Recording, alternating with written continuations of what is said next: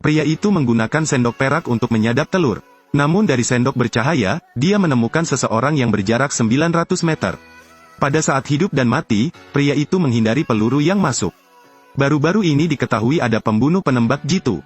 Dia segera berdiri, dia berjalan ke depan meja, mengeluarkan perangkat berteknologi tinggi dan meletakkannya di 10 jari.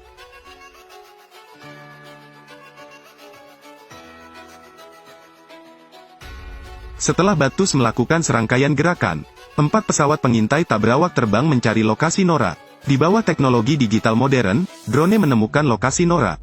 Musuh pun menyadari posisinya telah terungkap. Dia segera mengikatkan salah satu ujung tali ke tubuhnya. Kemudian tembak ujung tali yang lain ke arah pesawat untuk menariknya kembali. Di bawah peluru drone, dia melompat turun gunung tanpa ragu-ragu.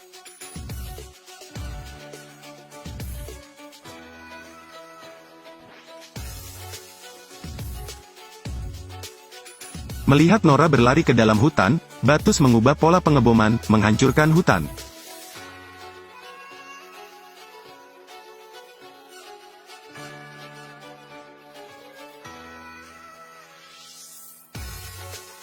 Berkat perlindungan hutan dan pemikirannya yang cepat, Nora beruntung bisa lolos dari kecelakaan.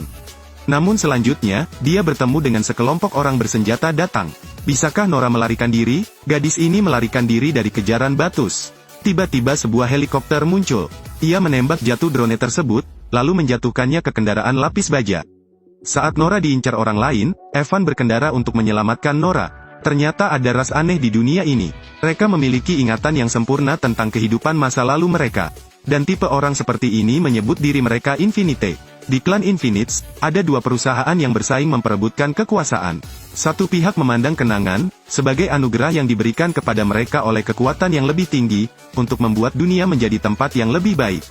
Sisi lain bersifat nihilistik, memandang ingatan sebagai kutukan. Mereka ingin menghindari hal ini dan menghancurkan semua kehidupan di bumi. Perebutan kekuasaan ini telah berlangsung ribuan tahun. Mobil Lamborghini berwarna merah ini melaju dengan kecepatan tinggi bersama mobil polisi. Sopirnya sepertinya ingin merampok sesuatu yang sangat penting. Untuk menghindari kejaran polisi dan bersatu kembali dengan kaki tangannya, pria tersebut memilih mengambil risiko. Berkendara saja ke dalam terowongan, gunakan keterampilan mengemudi yang sangat baik, kirim batu bata terbang ke tanah. Mobil polisi di belakang langsung memakan batu bata. Selanjutnya, 2 mobil melaju ke jembatan yang belum selesai. Kali ini, pria tersebut mengungkapkan perbuatannya yang luar biasa. Dia menginjak pedal gas dengan kecepatan penuh. Lalu rasakan intensitas aliran udara yang tiba-tiba berputar. Saat mobil melayang, pria tersebut melompat keluar dari mobil sambil melemparkan pedang ke perancah. Terlampir pada menara gantung setinggi puluhan meter. Rekan satu tim saya berhenti bernapas ketakutan ketika mereka melihat pemandangan ini. Mobil itu jatuh dan meledak pada saat bersamaan. Namun, saat ini rekan satu tim melaju dan menabrak pagar. Seorang pria misterius keluar dari mobil. Dia menabrak mobil dengan peluru aneh dari pistol.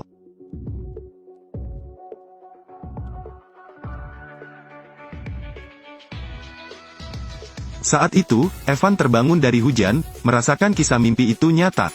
Setiap hari dia akan mengalami mimpi aneh, dan itu sangat nyata. Sejak kecil, ia harus mengonsumsi obat-obatan psikotropika untuk mengendalikan skizofrenia. Dan hari ini adalah wawancara Evan yang ke-10. Untuk mendapatkan pekerjaan sebagai pelayan, dia berusaha sekuat tenaga untuk memperkenalkan dirinya. Namun pemilik restoran sengaja mempersulit Evan, karena telah menyelidiki latar belakang Evan. Dia menemukan bahwa Evan pernah memukuli pelanggan di sebuah restoran sebelumnya. Evan juga didiagnosis mengidap penyakit saraf dan dibawa ke rumah sakit. Padahal Evan menjelaskan, pelanggan tersebut sengaja menggoda pramusaji tersebut. Karena keadilan, dia melawan lawannya. Namun bosnya mengira Evan menderita penyakit mental dan dengan sopan menolak mempekerjakannya. Jika Evan tidak mendapatkan pekerjaan, dia tidak akan punya uang untuk sewa dan harus tidur di jalanan. Terlebih lagi, obat-obatan psikoaktif akan segera habis. Ia berencana mengandalkan mimpi tadi malam untuk membuat senjata. Yang membuat kaget orang lain adalah Evan tidak pernah mempelajari teknik menempa besi. Namun dia melakukan ini seolah-olah dia mengetahuinya sejak lahir. Seseorang yang tidak berhati-hati dapat menciptakan pedang katana dengan kualitas yang sangat tinggi. Oleh karena itu, Evan menjual pedang ini kepada seorang gangster. Kemudian gunakan uang itu untuk membiayai kehidupan sehari-hari. Saudara-saudara tertarik pada penciptanya, Evan, bahkan lebih daripada pedang katana.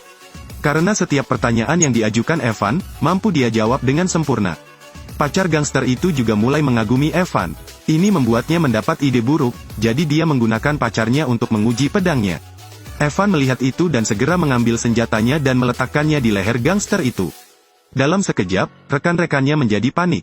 Saat ini, Evan memanfaatkan kesempatan itu dan melarikan diri. Bos gangster itu juga dengan cepat mengejarnya. Tanpa mengucapkan sepatah kata pun, dia menembakkan pistolnya ke depan, sayangnya tidak mengenai. Evan berhasil lolos. Selanjutnya, dia dengan lembut memanjat tembok. Tiba-tiba, gambaran dari mimpinya muncul di depan matanya. Ia melihat ke bawah ke tebing, di bawahnya ada jurang maut. Ini adalah telur kuno. Jika telurnya meledak, maka akan menghancurkan segala sesuatu di dunia ini. Evan, untuk melindungi bumi, mencuri telur batus dan menyembunyikannya di perutnya. Namun saat Evan kabur, ada yang tidak beres dan otaknya rusak parah. Jadi Nora ingin membawanya kembali ke markas untuk pulih. Dia berharap bisa mendapatkan kembali ingatan Evan yang hilang dan menemukan telur ilmiah yang hilang. Saat ini, mereka menggunakan alat pengaktif khusus untuk bekerja pada tubuh Evan. Setelah beberapa jam mengenang, dia teringat akan kenangan sebelumnya. Kemudian saya secara bertahap memulihkan ingatan saya sebelumnya. Ternyata telur itu disembunyikan di dalam tubuh Evan. Tapi sebelum mereka dapat menemukannya, Batus diam-diam mengikuti mereka, mengirimkan pasukan besar ke pintu mereka. Dari sana, ambil telur dari tangan Evan. Untuk menyelamatkan nyawa semua orang, Evan memutuskan untuk mencuri telur tersebut sebelum meledak. Dia mengirim Nora untuk membunuh Batus. Namun dia tidak sengaja melihat pantulan di sendok, menghindari peluru. Nora hanya bisa melarikan diri ke dalam hutan. Saat ini, Batus juga mengirimkan orang untuk mengejarnya. Saat Nora hendak ditembak, Evan melaju. Setelah menyelamatkan Nora, mereka menuju ke markas Batus.